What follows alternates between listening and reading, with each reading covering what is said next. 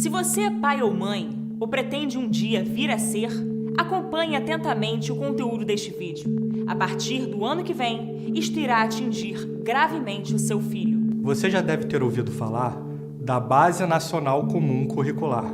É um documento que tem por objetivo centralizar detalhadamente no governo federal o que será ensinado nas escolas públicas e privadas de todo o país. A base está para ser aprovada até o final deste ano. O problema é que essa centralização é ilegal e inconstitucional. É isso mesmo.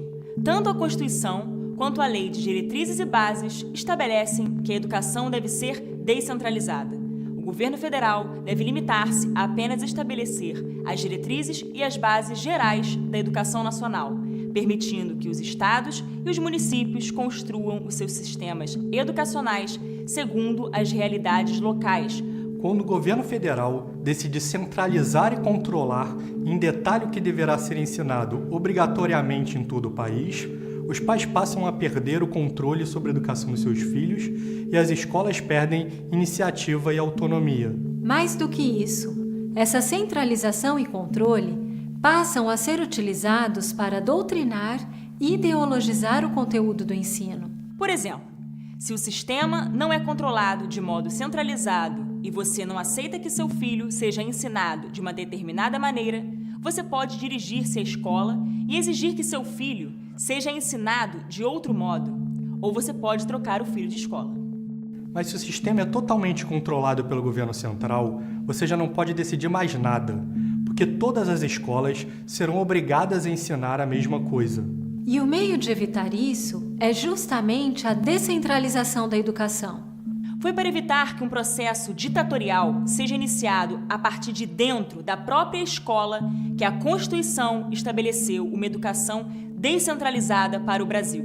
As constituições de 1946, 1967 e 1988 e as leis de diretrizes e bases da educação nacional de 1961 e 1996 estabeleceram claramente os critérios de uma educação descentralizada. Neste objetivo, nossos legisladores sempre foram apoiados pelos maiores educadores do país. O conteúdo ideológico da base é imenso, mas neste vídeo quero fazer referência à ideologia de gênero.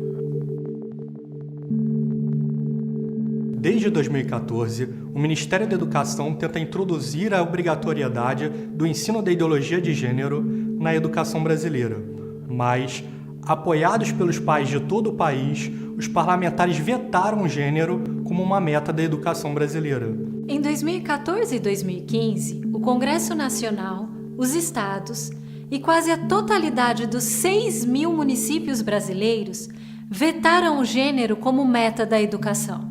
E apesar da imensa rejeição popular, o MEC insiste em inserir a ideologia de gênero na Base Nacional Comum Curricular.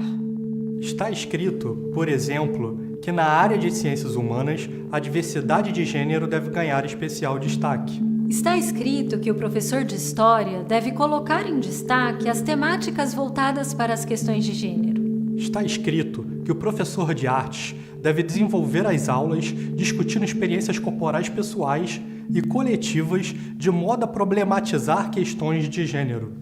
E há dezenas de outras referências à ideologia de gênero no texto. E, gente, não estamos falando somente de respeito à diversidade, de combate ao preconceito.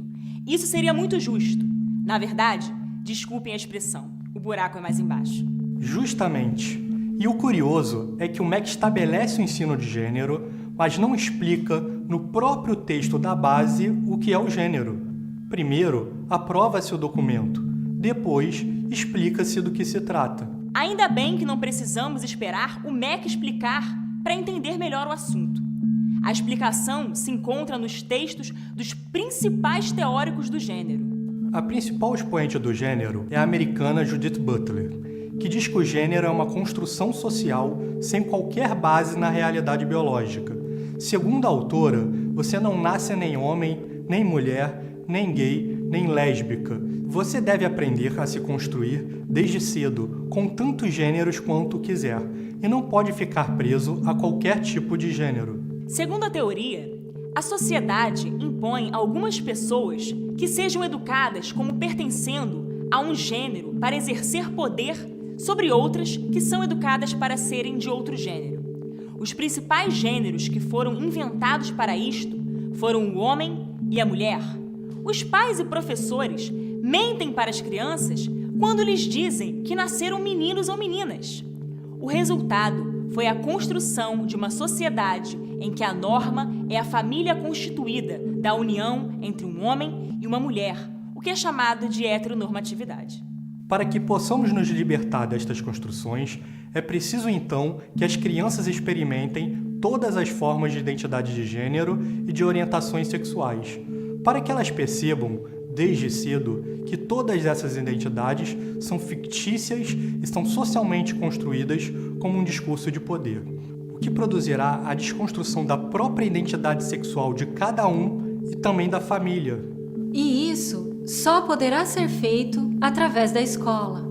É isso que é a ideologia de gênero. Mas isto não é ciência. Essa é a ideologia que a base está exigindo que seja ensinada a toda a nação brasileira.